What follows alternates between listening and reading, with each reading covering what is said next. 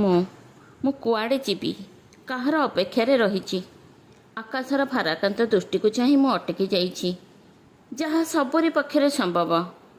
ମୁଁ ତ କିଛି ଚାହିଁନଥିଲି। ଠିକ୍ କଥା କହୁଛି ନା ମୁଁ? ମୋ ଚାହିଁବାରେ କ'ଣ କିଛି ଥିଲା ଯାହା ଘଟିବାର ନଥିଲା ଘଟିଗଲା। ଧାରାବାହିକ ଅଭ୍ୟାସରେ ବ୍ୟତିକ୍ରମ ହେଲେ ଯେମିତି ଅଡ଼ୁଆ ଅଡ଼ୁଆ ଲାଗେ, ଏବେ କିଛି ବର୍ଷ ହେଲା ସେମିତି ଲାଗୁଛି। ଜୀବନଟା କେତେ ଛୋଟ, କେତେ ସଂକୀର୍ଣ୍ଣ ସତରେ। ଯେମିତି ଲାଗୁଛି ତୁମର ଅଶରୀରୀ ଆତ୍ମାଟା ଘୁରି ବୁଲୁଛି ମୋ ଚାରିପଟରେ। ଓଃ, ଆଉ କେତୋଟି ମିନିଟ୍ ପରେ ତୁମେ ଚାଲିଯିବ। ଇଚ୍ଛା ହେଉଛି କୌଣସି କାର୍ଯ୍ୟର ଆଳରେ ତୁମକୁ ଅଟକାଇ ଦେବାକୁ। ଇଚ୍ଛା ହେଉଛି ଭିଡ଼ି ଧରି କହିଦେବାକୁ, ନାଇଁ ନାଇଁ, ତୁମେ ଏମିତି ହୁଅ ନାହିଁ। ଏ ଯନ୍ତ୍ରଣା କେବଳ ମୋତେ ହିଁ ଯେ ଭୋଗ କରିବାକୁ ପଡ଼ୁଛି। ଶୁଣ ମୋର ସୁନାଟି ପରା, ଧନଟା ପରା, ତୁମେ ଏମିତି ଯାଅ ନାହିଁ।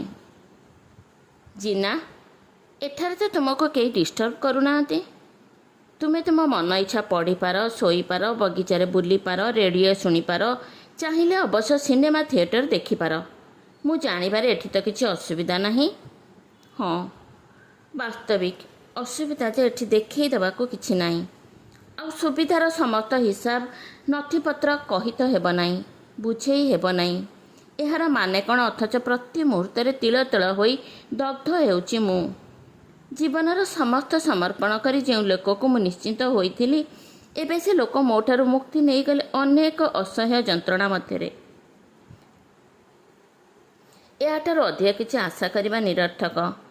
ମୋ ଆଖିରେ ଏବେ ବି ଭରି ରହିଛି ପ୍ରାପ୍ତିର ନିଶା, ଦର୍ଶନରେ ତୃପ୍ତି ଲଭିବାର ଚାହାଣୀ। ସଂସାରରେ ବୋଧହୁଏ ମୋର ଏତିକି ପ୍ରାପ୍ୟ ଥିଲା ଯେତିକି ମୁଁ ପାଇଛି। କିନ୍ତୁ ହରାଇବା ହିସାବ ନିକାଶରେ କେଉଁଠି ଗୋଟିଏ ବଡ଼ ବିଭ୍ରାଟ ଘଟିଯାଇଛି। ଯନ୍ତ୍ରଣାରେ, ଅକୁହା ବେଦନାରେ ମୋର କ୍ଳାନ୍ତ ଶରୀର ଦିନକୁ ଦିନ ଅଧିକ କ୍ଳାନ୍ତ ହୋଇଯାଉଛି।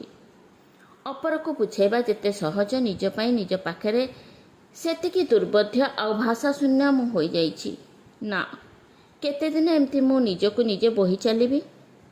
ବିନା କାରଣରେ ଅକଥନୀୟ ଯନ୍ତ୍ରଣାର ଶିକାର ହୋଇ ନୀରବ ଛଳନାର ସ୍ରୋତରେ ଜୀବନର ଜ୍ୱଳନ୍ତା ଜୁଇରେ ଜଳିପୋଡ଼ି ହସିବାକୁ ହୋଇଥାଏ। ଓଃ, ସମଗ୍ର ଛାତି ଭିତରେ ଅସହ୍ୟ କଷ୍ଟ। ଆଖିରୁ ନୀରବ ଅଶ୍ରୁ ବୋହାଇବା ଛଡ଼ା ଆଉ କିଛି ଉପାୟ ବି ନାହିଁ। ଅନ୍ୟ ଦିନମାନଙ୍କଠାରୁ ଏବେର ଦିନ ଅନ୍ୟ, ଆଗାମୀ ଦିନ ଯେ ସଙ୍କଟମୟ, ଏକଥା କେହି ନ ବୁଝିଲେ, କେହି ନ ଜାଣିଲେ ନାହିଁ। କାହାକୁ ବା ଜୀବନକାଳ ମଧ୍ୟରେ ମୁଁ କ'ଣ ବୁଝାଇବି? ଏ ଆଖି ଲୁହରେ ମୁଁ ପାଇଛି କେବଳ ଉପହାସ। ଉପହାସ ଆଉ ସାନ୍ତ୍ୱନା ନେଇ କେହି କ'ଣ କେବେ ମଣିଷ ପରି ବଞ୍ଚିଥାଏ? ଓଃ, ରାତି ପ୍ରାୟ ଶେଷ ହେବାକୁ ବସିଲାଣି। ସବୁର ଉତ୍ତର ତ ଗୋଟିଏ, ଗୋଟିଏ ସମ୍ପର୍କ। ସେ ସମ୍ପର୍କ ଛିନ୍ନ ହେବାକୁ କେତେ ମୁହୂର୍ତ୍ତ, କେତେ ଦଣ୍ଡ ବା ଲାଗିଲା। ଯୁଗ ତ ଅପେକ୍ଷା କରେ ମୁହୂର୍ତ୍ତକୁ, ଆଉ ଏ ମୁହୂର୍ତ୍ତକ ପାଇଁ ହିଁ ଯୁଗର ସାର୍ଥକତା। ଧନ୍ୟବାଦ।